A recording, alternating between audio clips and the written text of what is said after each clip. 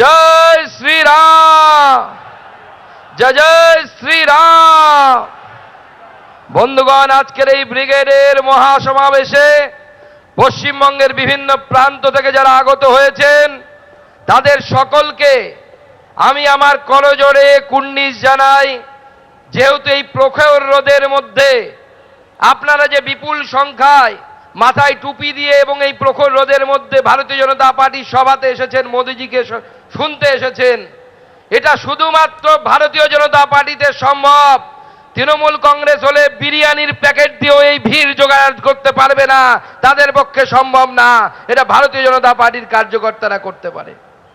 মঞ্চে আমাদের সমস্ত নেতৃত্ব উপস্থিত আছেন। মাননীয় বিরোধী দলনেতা শুভেন্দু অধিকারী থেকে শুরু করে আমাদের দিলীপ দা থেকে শুরু করে মিঠুন দা থেকে শুরু করে তথাগত দা, রাহুল দা, আমাদের সাংসদগণ, রাজ্যের জেনারেল সেক্রেটারিগণ এবং রাজ্যের সম্পাদকগণ, সহসভাপতিগণ, আমাদের মোর্চার সভাপতি, 7 মোর্চার সভাপতি, তারাও এখানে উপস্থিত আছেন। প্রাক্তন মন্ত্রীরা উপস্থিত আছেন, আমাদের রাজ্যসভার সাংসদ তারা উপস্থিত আছেন। আমি সবার নাম ইন্ডিভিজুয়ালি নিচ্ছি না, সবাইকে একবার জোরে হাততালি দিয়ে সমস্ত নেতৃত্বকে বরণ করে নিন, সবাইকে স্বাগত জানান, অভিনন্দন জানান। বন্ধুগণ, আমাদের এই সভা এটি বিশেষ গুরুত্বপূর্ণ সময়ে অনুষ্ঠিত হতে চলেছে। এই সভায় মাননীয় প্রধানমন্ত্রী এসে আমাদেরকে মার্গদর্শন দেবেন যে কিভাবে আগামী দিনে বিকশিত পশ্চিমবঙ্গ তৈরি হবে। তিনি বলবেন মমতার এই অপশাসন কিভাবে দূর হবে। তার আগে মুখ্যমন্ত্রী গোটা কলকাতা জুড়ে গো ব্যাক মোদি পোস্টার লাগিয়েছে। দিদি, যতই পোস্টার লাগান, বাংলার মানুষের মনের ভিতরে লেখা আছে go back Mamata, go back Mamata, go back Mamata. বাংলার মানুষ তার হৃদয়ে লিখে নিয়েছে। আর নরেন্দ্র মোদীর জন্য হৃদয় ভরা ভালোবাসা। বাংলার মানুষ অপেক্ষা করছে নরেন্দ্র মোদীর ডবল ইঞ্জিন সরকার এই পশ্চিমবঙ্গে তৈরি হবে। সেই ডবল ইঞ্জিন সরকার পশ্চিমবঙ্গকে খাদ থেকে তুলে আনবে। তাই আমার সাথে একবার বলুন, আমি বলবো পশ্চিমবঙ্গে দরকার, আপনারা বলবেন ডবল ইঞ্জিন সরকার। হবে তো? বলুন পশ্চিমবঙ্গে দরকার, পশ্চিমবঙ্গে দরকার, পশ্চিমবঙ্গে দরকার। বন্ধুগণ, আমাদের এই সভার কিছুদিন আগে মুখ্যমন্ত্রী ধর্ণা দিচ্ছিলেন। ধর্ণা মঞ্চে পর্দা ছিল, পর্দা উঠলো, মিউজিক হলো, গান বাজনা হলো, নাটকও হলো। কিন্তু আমরা অবাক হয়ে গেলাম যে একসময় বাংলা সিনেমায় রঞ্জিত মল্লিক বড় বড় ডায়লগ মারতেন অঞ্জন চৌধুরীর সিনেমাতে, আর আমাদের মুখ্যমন্ত্রী সেই অঞ্জন চৌধুরীর সিনেমার ডায়লগ মারলেন। বললেন কোন একটি সম্প্রদায়, উনি মুসলিমদেরকে বোঝাতে চেয়েছেন, বলেছেন এক হয়ে যদি যান 1 সেকেন্ডে নাকি সমস্ত হিন্দুদেরকে ধূলিসাৎ করে দেবে, শূন্য করে দেবে।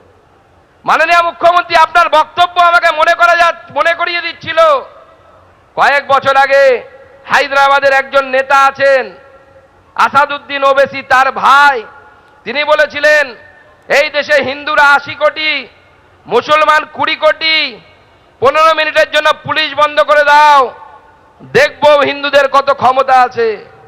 হুমায়ুন কবির বলেছিল যে 2 ঘন্টা সময় দিলে ভাগীরথীতে নাকি হিন্দুদের গলা কেটে ভাসিয়ে দেবে। আমি জানি না 1946 সালে দাঙ্গার সময় সোহরাবর্দী সাহেব কত সময় দিয়েছিলেন, কিন্তু ছি মুখ্যমন্ত্রী, আপনি সবাইকে পার হয়ে গেলেন। আপনি বললেন 1 সেকেন্ডের মধ্যে নাকি হিন্দুদেরকে আপনি জ্বালিয়ে পুড়িয়ে ছারখার করে দেবে, আপনার দুধেল গায়েরা নাকি শেষ করে দেবে। আমি বলছি মাননীয় মুখ্যমন্ত্রী, 1 সেকেন্ড নয়, এই শক্তির বিরুদ্ধে যারা সাম্প্রদায়িক শক্তি, আপনার মতো মানসিকতার লোক, তাদের বিরুদ্ধে হাজার হাজার বছর ধরে আমরা সংগ্রাম করেছি। তাই আজকে আমরা সনাতনী হিন্দু, আমরা হাজার বছর ধরে টিকে আছি, আগামী দিনেও টিকে থাকবো। আপনি দেখবেন আর জ্বলবেন, কিচ্ছু করতে পারবেন না। আমরা টিকে থাকবো। আমরা জোরের সাথে বলবো জয় শ্রীরাম, জয় শ্রীরাম।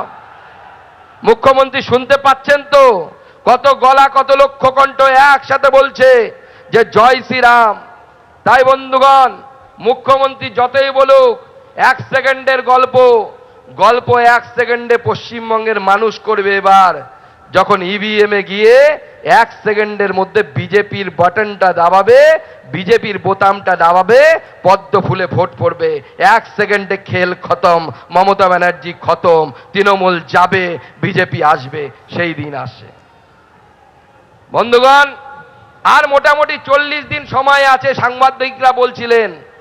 তাই এই 40 দিন নিজেরা পরিশ্রম করুন, আমাদের নেতৃত্বদেরকে ডাকুন, আমরা পরিশ্রম করব। 40 দিন সময় নিন, তৃণমূল নামক জঞ্জালকে বিসর্জন দিন। এই 40 দিনের পরিশ্রমে আমাদের তৃণমূলকে সরাতে হবে। বন্ধুগণ, মমতা বন্দ্যোপাধ্যায় বলেন যে আমরা নাকি, আমাদের বিজেপির সরকার এই রাজ্যের জন্য নাকি কিছুই করেনি। আমি মুখ্যমন্ত্রীকে বলতে চাই, মাননীয় মুখ্যমন্ত্রী, আপনি এক সময় বলেছিলেন, আপনার শব্দই আপনাকে ফিরিয়ে দিয়ে বলতে চাই যে আপনার চোখে কি নেবা হয়েছে? আপনি দেখতে পান না? প্রধানমন্ত্রী কৃষক সম্মান নিধিতে 13,000 কোটি টাকার বেশি টাকা 45 লক্ষ কৃষকের অ্যাকাউন্টে আমাদের প্রধানমন্ত্রী নরেন্দ্র মোদী দিয়েছেন, মুখ্যমন্ত্রী দেখতে পাননি। কৃষি পরিকাঠামো তহবিলে 2,800 কোটি টাকা মাননীয় প্রধানমন্ত্রী দিয়েছেন। মৎস্য সম্পদ যোজনায় 450 কোটি টাকা আমাদের সরকার, তৃণমূলের সরকার থাকা সত্ত্বেও পশ্চিমবঙ্গকে দিয়েছে। কিষাণ ক্রেডিট কার্ডে 530 কোটির বেশি ঋণ, 1.25 হেক্টর জমিকে মাইক্রো সেই ইরিগেশনের ব্যবস্থা, 1 কোটির বেশি সয়েল হেলথ কার্ড আমাদের প্রধানমন্ত্রী দিয়েছেন। আমাদের মাননীয় প্রধানমন্ত্রী পাট চাষিদের ন্যূনতম সহায়ক মূল্য 2 গুণেরও বেশি বাড়িয়েছেন। আর মুখ্যমন্ত্রী আপনি কি করছেন? আমাদের আলু চাষিরা হুগলি থেকে শুরু করে, বর্ধমান থেকে শুরু করে বিস্তীর্ণ এলাকার যারা আলু চাষি, তারা প্রতি বিঘেতে 18,000 20,000 টাকা করে তারা লোকসান খাচ্ছে। আলুর দাম পাচ্ছে না, কুইন্টাল প্রতি আলুর দাম একদম কমে গেছে। উড়িষ্যাতে আলু তারা পাঠাতে পারছে না, আপনি বন্ধ করে রেখেছেন। আমাদের আলু চাষিরা হাহাকার করছে, তারা বলছে আমাদের বাঁচতে দাও, এই মুখ্যমন্ত্রী থাকলে তারা বাঁচতে পারবে না। বিজেপির সরকার তৈরি হবে, আমরা আলু চাষিদের আলুর দামের ব্যবস্থা করব, আমরা আলুর সহায়ক মূল্যের ব্যবস্থা করব।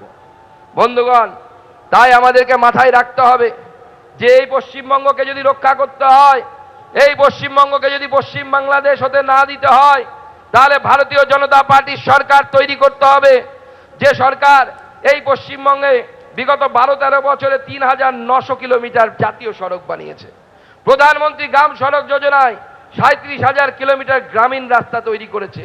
রেল বাজেট, মমতা বন্দ্যোপাধ্যায় যখন রেলমন্ত্রী ছিলেন তখন তিনি যা রেল বাজেট দিতেন তার ডবলেরও বেশি টাকা, প্রায় 14,000 কোটি টাকা আমরা এই বাংলায় দিয়েছি, আমাদের সরকার দিয়েছে। 9টি বন্দে ভারত এক্সপ্রেস, 100% রেলের যে রেলপথ তার বৈদ্যুতিকরণ হয়ে গেছে। আজকে মমতা বন্দ্যোপাধ্যায়ের নেতৃত্বে পশ্চিমবঙ্গে পিছনের দিকে যাচ্ছে। ন্যাশনাল ক্রাইম ব্যুরোর তথ্য অনুযায়ী গোটা দেশে মহিলাদের উপরে 207খানা অ্যাসিড হামলা, অর্থাৎ অ্যাসিড দিয়ে মহিলাদের দিকে ছুঁড়ে মারার মতো ঘটনা ঘটেছে, তার মধ্যে 57টি এই রাজ্যে। মুখ্যমন্ত্রী, আপনার লজ্জা লাগে না? আপনি একজন নির্লজ্জ মহিলা মুখ্যমন্ত্রী হওয়ার পরেও আপনি এই ধরনের অপরাধগুলোকে সংরক্ষণ দিচ্ছেন। আপনি শেখ শাহজাহানের পাশে গিয়ে দাঁড়াচ্ছেন। আপনার ইন্টারভিউতে আপনি বলেছিলেন যে শেখ শাহজাহান কিন্তু দুষ্কৃতী নয়। আজকে সেই শেখ শাহজাহান আমাদের মা বোনেদের, তাদের ইজ্জত নিয়ে ছিনিমিনি খেলছে। আর যদি ভেবে থাকেন যেটা চলবে না, বিজেপির সরকার আসবে, বিজেপির থানাতে বুলডোজার থাকবে, যারা মহিলাদের উপর অত্যাচার করবে তাদের বাড়ির উপর বুলডোজার চলবে। এটা বিজেপির প্রতিশ্রুতি, আমরা এটা পূরণ করব, আমরা করে দেখাবো। তাই এইবারের এই নির্বাচন আমাদের বিজেপির সরকার গঠনের নির্বাচন। এই নির্বাচন আমাদেরকে নরেন্দ্র মোদীর সরকার গঠনের নির্বাচন। তাই সব শেষে তৃণমূল কংগ্রেস পাঁচালি শোনাচ্ছে, তাই আমিও একটু পাঁচালি শুনিয়ে শেষ করব। বিষ্ণু মাতার পাঁচালি একটু শুনবেন, মন দিয়ে শুনবেন। শোনো শোনো রাজ্যবাসী, শোনো দিয়া মন, তৃণমূলের চুরির কথা করিব বর্ণন। শোনো শোনো রাজ্যবাসী, শোনো দিয়া মন, তৃণমূলের চুরির কথা করিব বর্ণন। সিংহাসনে বসে রয় চোরেদের রানী, চেনেন তো চোরেদের রানীকে? সিংহাসনে বসে রয় চোরেদের রানী, লুটের টাকায় বড় হয়েছে আমরা সেটা জানি। সেই টাকার ভাগ পায় রাজীব অনেকখানি। রাজীবকে চেনেন তো, নতুন এমপি হয়েছে। সেই টাকার ভাগ পায় রাজীব অনেকখানি। লাল ডায়েরি কোথায় গেল আজও জানা যায়নি। সারদার লাল ডায়েরির কথা নিশ্চয়ই আপনাদের মনে আছে। পার্থ বেটা গিলে খেলো শিক্ষারও মান, পার্থ বেটা গিলে খেলো শিক্ষারও মান, জীবন কৃষ্ণ পুকুরিতে মোবাইল হারান। যখন জীবন কৃষ্ণকে ধরতে গেছিল, কি মুর্শিদাবাদের লোকেরা আছেন নাকি এখানে? যখন জীবন কৃষ্ণকে ধরতে গেছিল, বেটা মোবাইল ছুঁড়ে পুকুরে ফেলেছিল। পার্থ বেটা গিলে খেলো শিক্ষারও মান, জীবন কৃষ্ণ পুকুরেতে মোবাইল হারান। স্যান্ডো হেকিমের কথা কি বা বলিব। স্যান্ডো হেকিমকে চেনেন তো? স্যান্ডো গেঞ্জি পরে টাকা নিচ্ছিল, স্যান্ডো হাকিম। স্যান্ডো হাকিমের কথা কি বা বলিব, বন্দরে ঝেড়েছে টাকা কিভাবে গুনিব। অরূপ বেটা বড় কেষ্ট সবাই সেটা জানি। অরূপকে মনে আছে? আমাদের ক্রীড়ামন্ত্রী, যিনি হাতে লেখে ইস্তফা দিয়েছিলেন। অরূপ বেটা বড় কেষ্ট সবাই সেটা জানি, মেসি কাণ্ডে চুরি করেছে অনেকখানি। অরূপ বেটা বড় কেষ্ট সবাই সেটা জানি, মেসি কাণ্ডে টিকিট চুরি করেছে অনেকখানি। জ্যোতি বেটা চুরি করে গরিবের চাল। এটা জ্যোতিপ্রিয়, বসু নয় কিন্তু। জ্যোতি বেটা চুরি করে গরিবের চাল, এই জন্য বাংলার মানুষ ভুগছে চিরকাল। ছোট হতে রাজনীতিতে চোর ভাইপোর নাম, এটা তো সবাই চেনে, চোর ভাইপো। ছোট হতে রাজনীতিতে চোর ভাইপোর নাম, কয়লাবালি খেলেও নাকি বাড়ে তার নাম। চোরেদের কথা তাই শেষ করা দায়, চোরেদের কথা তাই শেষ করা দায়, যত বলি তত যেন বাড়িয়া যায়। সবে মিলে বিষ্ণু মাতার চরণে হরি হরি বলো, সবে মিলে বিষ্ণু মাতার চরণে হরি হরি বলো। আজ আমার পাঁচালী হেতা সাঙ্গ হলো। সবাইকে নমস্কার, সবাই ভালো থাকবেন, অগ্রিম শুভেচ্ছা, ধন্যবাদ।